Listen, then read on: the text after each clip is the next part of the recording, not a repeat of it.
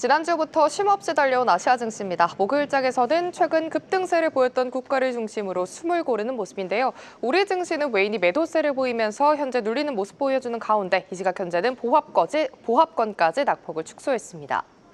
먼저 일본 증시부터 살펴보시죠. 오늘 도쿄 거래소 역시 파란불을 켜고 있습니다. 어제까지 6거래 연속 상승을 기록하면서 4만 3천 피를 뚫어냈던 니케이 지수인데요.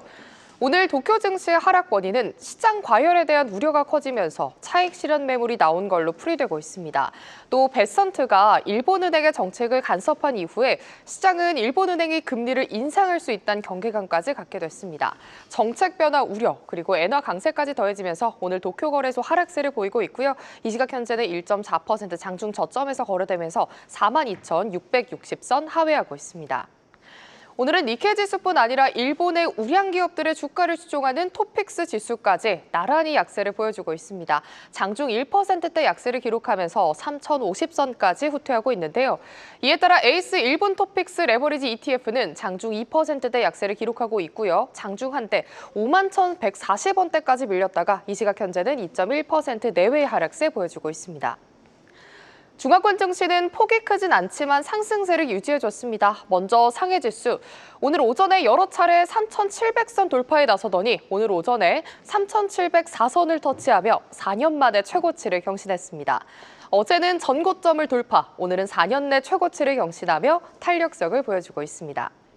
상승 배경으로는 미국의 9월 기준금리 인하가 꼽히고 있습니다. 베선트 재무장관이 기준금리 인하를 촉구하면서 미국이 단행했을 경우에 신흥국 증시가 더 활기를 띨 거란 분석이 나왔기 때문입니다.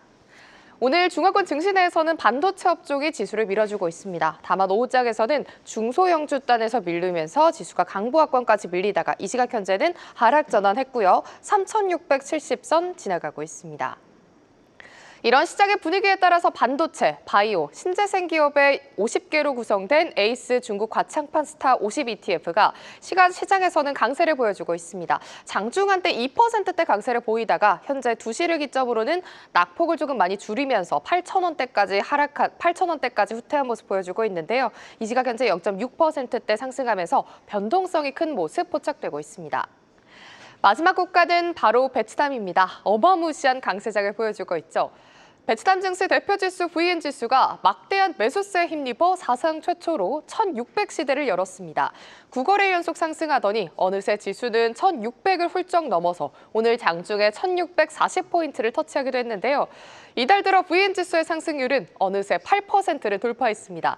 장중 고점 대비 낙폭을 줄이긴 했지만 여전히 강세 흐름 이어가고 있고요. 이 시각 현재 1.3%대 상승세 보여주면서 아시아 증시 내에서 유일하게 짙은 빨간불 켜내고 있습니다. 이에 따라 기분 좋게 최근 급등세를 같이 연출해주는 ETF가 있습니다. 바로 해당 VN-지수를 추종하는 에이스 베트남 VN30 ETF인데요. 오늘 장에서 2%대 강세를 보여주기도 했고요. 52주 수익률이 35%를 돌파했습니다. 이 시각 현재 2.8% 상승하면서 26,580원에 거래되고 있습니다. 지금까지 아시아 증시 전해드렸습니다. 네, 오늘도 날아가고 있는 베트남 시장 소식 들어보겠습니다. 하나증권 김근하 연구원 연결돼 있습니다. 연구원님 안녕하십니까? 네, 안녕하세요. 네, 베트남 증시 정말 강하네요, 오늘도. 네, 맞습니다. 오늘 시장 설명해 주시죠. 네, 베트남 VN-지수는 최근에 계속해서 신고가를 경신을 하고 있는데요. 오늘 오전장 역시 1.3%가량의 강력한 상승세를 시현을 하고 있습니다. 이는 미국의 금리 인하 기대감에 따른 신흥국 전반적인 증시가 좋았던 가운데 특히 베트남만 보자면 견조한 펀더멘털이랑 대외 불확실성 완화가 전반적인 투자 심리를 개선을 했고 특히 9월 달에 FTX 이머징 격상 기대감이 상승 흐름에 여전히 좀 주요한 심리적 지지 요인으로 작용을 하고 있다라고 보고 있습니다. 향후 이제 베트남 증시 같은 경우에는 FTS의 발표 전과 이후로 구분해서 접근할 필요가 있다고 말씀을 좀 드리고 있는데 과거 베트남보다 먼저 이머징 마켓으로 편입된 국가들을 보면 공식 발표가 있기 2, 3개월 전부터 기대감이 선반영되면서 지수가 강하게 반등하는 패턴을 보였거든요. 이를 감안했을 때는 베트남 역시 승격 기대감이 구체화되는 9월에서 10월 초까지 단기 상승 탄력이 좀 이어질 가능성이 높다라고 보고 있습니다. 다만 이제 최근에 지수가 좀 너무 단기간에 급등을 했기 때문에 피로감이 아무래도 누적될 높다고 보고 있어서 일부 조정 가능성은 염두에 둘 필요가 있겠습니다.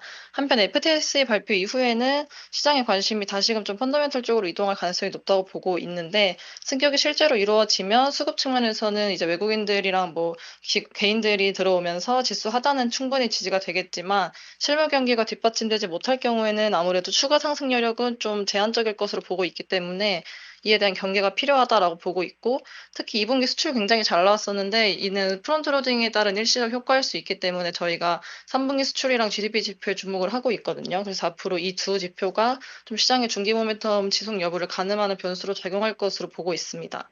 네, 연구원님이 한국과 베트남 정상회담이 얼마 전에 끝이 났지 않습니까? 뭐 다양한 경제 협력 추진된다고 하는데 연구원님께서 좀 가장 주목하신 포인트가 있을까요? 네, 우선 전반적으로 말씀을 드리면 교역 규모를 양국이 2030년까지 현재 200가량인 1,500억 달러로 늘리기로 합의를 했는데요. 이번 협력은 이제 양국 모두 무역과 투자 기반을 강화하고 어떤 글로벌 공급망을 다각화하는 데 긍정적인 의미가 있을 것으로 보고 있습니다. 우선 제가 주목하는 특히 산업 두 개는 원전이랑 철도인데요. 먼저 원전 같은 경우에는 베트남이 아무래도 급격한 경제 성장과 산업화로 전력 수요가 굉장히 높은데 재생에너지 확대로는 안정적인 공급이 어렵다 보니 최근에 이제 원전 도입을 재개한 상태입니다. 그래서 한국과 협력 확대를 통해서 2030년에 베트남 정부가 목표로 하는 원전 가동 목표랑 전력 공급 안정 등이 좀 기대가 되는 상황이고 이는 제조업이랑 수출 산업의 기반을 강화하고 베트남의 어떤 장기 성장과 투자 매력도를 크게 높일 것으로 보고 있습니다.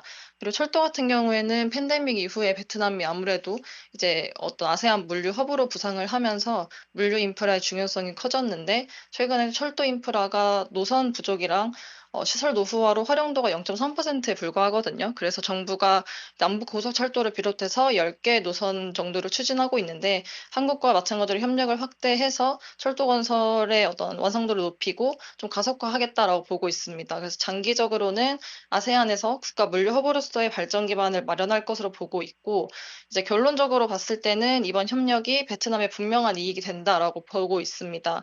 그래서 국내 투자자분들 같은 경우에도 앞으로 원전이랑 철도 건설 등 분야에서 우리나라 기업들의 수주가 충분히 나올 수 있기 때문에 좀 앞으로 관련된 뉴스나 추이 지켜보시면 좋을 것 같습니다. 네.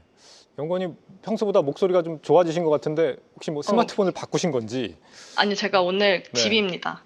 아, 그러시군요. 네. 네. 전 또 내일 또 쉬는 날이라서 기분이 좋아서 목소리가 좋으신 줄. 네, 감사합니다. 연휴 잘 보내시고요. 감사합니다. 네, 감사합니다. 네, 하나증권 김근하 연구원이었습니다.